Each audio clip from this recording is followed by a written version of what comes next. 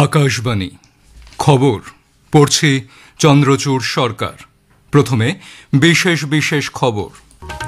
প্রধানমন্ত্রী নরেন্দ্র মোদী বলেছেন, ভারতের প্রতিরক্ষা উৎপাদন গত এক দশকে 3 গুণ বৃদ্ধি পেয়ে 1,50,000 কোটি টাকায় পৌঁছেছে। তিনি ভারতীয় সশস্ত্র সেনার সঙ্গে গোয়া ও কারওয়ার উপকূলে দীপাবলি উদযাপন করেন। বিহারের আসন্ন বিধানসভা নির্বাচনের দ্বিতীয় দফার জমা পড়া মনোনয়নগুলি আজ পরীক্ষা করে দেখা হবে।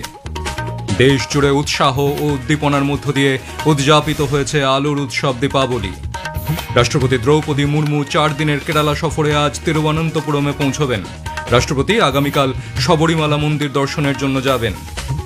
আমেরিকার সঙ্গে নতুন বাণিজ্য চুক্তি সম্পন্ন না হলে আগামী মাসের 1 তারিখ থেকে চীনা পণ্যের ওপর 155% পর্যন্ত শুল্ক আরোপের হুঁশিয়ারি দিয়েছেন মার্কিন প্রেসিডেন্ট ডোনাল্ড ট্রাম্প। মহিলাদের একদিনের ক্রিকেটে বিশ্বকাপে শ্রীলঙ্কা বাংলাদেশকে 7 রানে হারিয়ে দিয়েছে।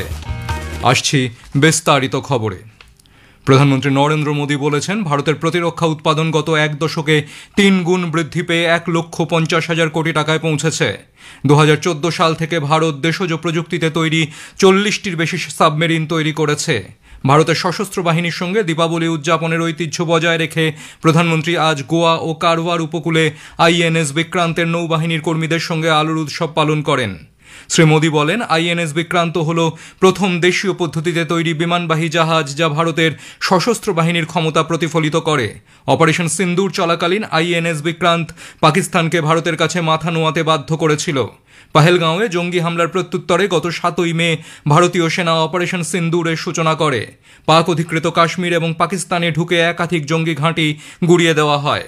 নৌকর্মীদের উদ্দেশ্যে প্রধানমন্ত্রী বলেন, আলোর এই পবিত্র উৎসব যে তিনি এভাবে পালন করছেন তা তার সৌভাগ্য। समुद्र की गहरी रात और सुबह का सूर्योदय मेरी दिवाली कई मायनों में खास बन गई है और इसलिए आपके बीच फिर एक बार दिवाली की बहुत बहुत शुभकामनाएं।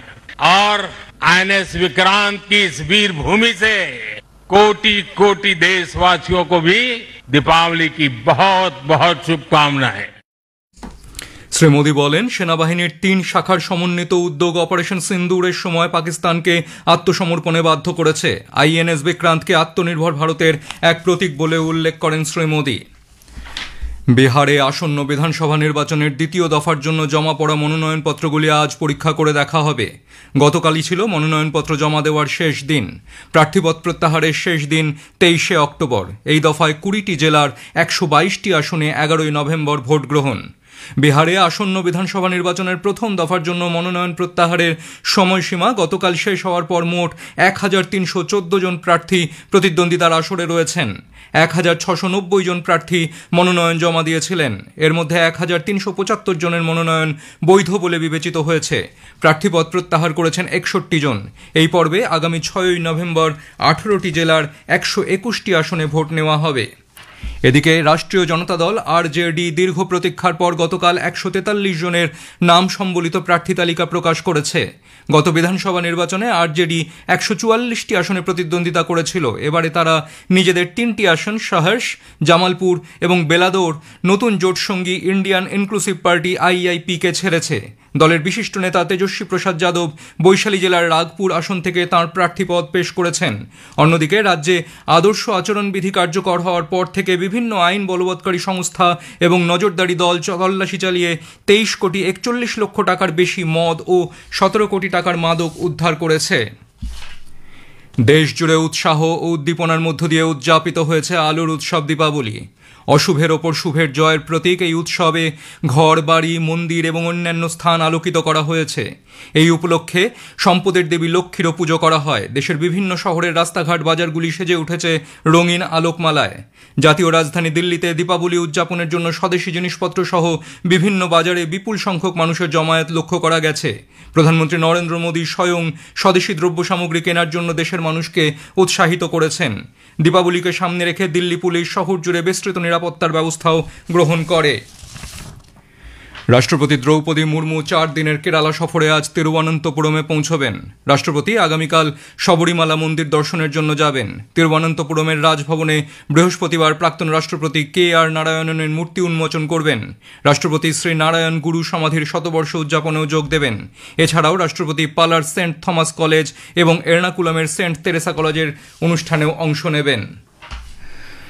প্রধানমন্ত্রী নরেন্দ্র মোদী আগামী 26শে অক্টোবর রবিবার আকাশবাণীতে মন কি বাত অনুষ্ঠানে তাঁর চিন্তাভাবনা দেশ বিদেশের মানুষের সঙ্গে ভাগ করে নেবেন। এটি হবে মন কি বাতের 127তম পর্ব। বেলা 11টা থেকে আকাশবাণী এবং দূরদর্শনের সবকটি চ্যানেল এবং আকাশবাণীর news on AIR website, mobile app, প্রধানমন্ত্রীর দপ্তর, তথ্য ও সম্প্রচার মন্ত্রকের ওয়েবসাইট ও ইউটিউব চ্যানেলেও মন কি বাত সম্প্রচারিত হবে। খবর শুনছেন আকাশবাণী থেকে। আমেরিকার সঙ্গে নতুন বাণিজ্য চুক্তি সম্পন্ন না হলে আগামী মাসের 1 তারিখ থেকে চীনা পণ্যের ওপর 155% পর্যন্ত শুল্ক আরোপের হুঁশিয়ারি দিয়েছেন মার্কিন প্রেসিডেন্ট ডোনাল্ড ট্রাম্প। হোয়াইট হাউসে অস্ট্রেলিয়ার প্রধানমন্ত্রী অ্যান্টনি আলবানিসের সঙ্গে এক বৈঠকে ট্রাম্প বলেন, চীনকে ইতোমধ্যেই রফতানি করা পণ্যের ওপর 55% হারে শুল্ক দিতে হচ্ছে।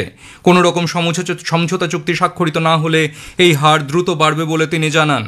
মার্কিন প্রেসিডেন্ট জানিয়েছেন তিনি শীঘ্রই চীনের রাষ্ট্রপতি শি জিনপিং এর সঙ্গে দক্ষিণ কোরিয়ায় দেখা করবেন। সেখানে এ ব্যাপারে একটি সুষ্ঠু এবং পারস্পরিক স্বার্থ অনুকূল আলোচনা হবে বলে আশা প্রকাশ করেন ট্রাম্প। এর আগে ট্রুথ সোশ্যালে ট্রাম্প চীনা পণ্যের ওপর অতিরিক্ত 100% শুল্ক আরোপের কথা ঘোষণা করেন, যা 1 নভেম্বর থেকে কার্যকর হবে বলে তিনি জানান। জাপান ইনোভেশন পার্টি ক্ষমতাসীন লিবারেল ডেমোক্রেটিক পার্টি LDPর সঙ্গে একটি জোট সরকার গঠনে সহমত প্রকাশ করেছে। জাপান ইনোভেশন পার্টি জানিয়েছে তারা LDPর সঙ্গে জোট করে নতুন চিন্তাভাবনার শরিক হয়েছে। জাপানের প্রথম মহিলা প্রধানমন্ত্রী হিসেবে আজ কট্টর রক্ষণশীল নেতা সানাই তাকাইচির প্রধানমন্ত্রী হওয়ার কথা। উল্লেখ্য, চলতি মাসে তাকাইচি নেতা হওয়ার পর মধ্যপন্থী কোমেইতো পার্টি LDPর সঙ্গে তাদের 26 বছরের জোট ত্যাগ করে। নির্বাচিত হলে তাকাইচি জাপানের প্রথম মহিলা প্রধানমন্ত্রী হবেন।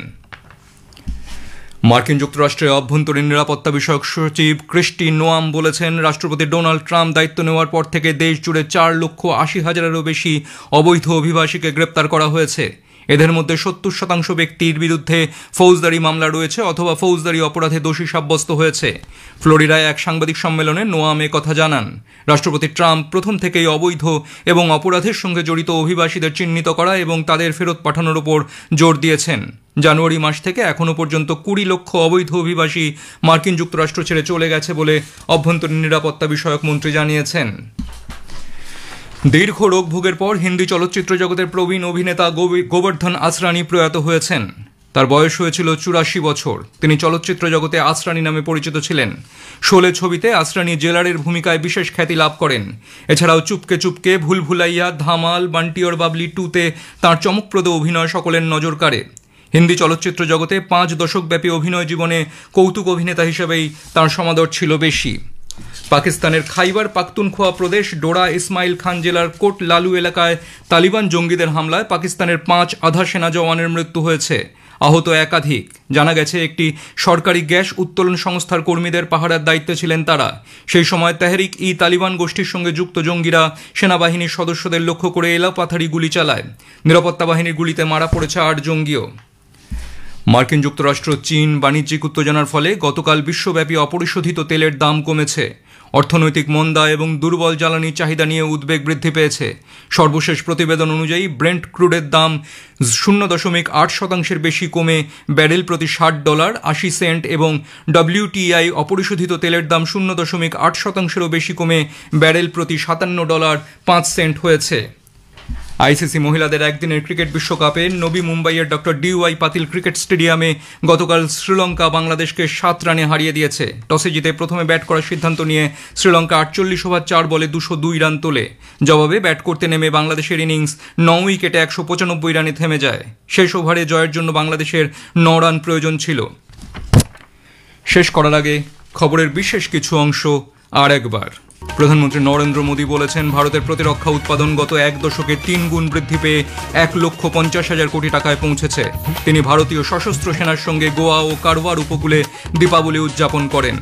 বিহারের আসন্ন বিধানসভা নির্বাচনের দ্বিতীয় দফার জমা পড়া মনোনয়নগুলি আজ পরীক্ষা করে দেখা হবে। দেশ জুড়ে উৎসাহ ও উদ্দীপনার মধ্য দিয়ে উদযাপিত হয়েছে আলোর উৎসব দীপাবলি। রাষ্ট্রপতি দ্রৌপদী মুর্মু 4 দিনের কেরালা সফরে আজ তিরুঅনন্তপুরমে পৌঁছবেন। খবর শেষ হলো। পরবর্তী খবর 7টা বেজে 25 মিনিটে।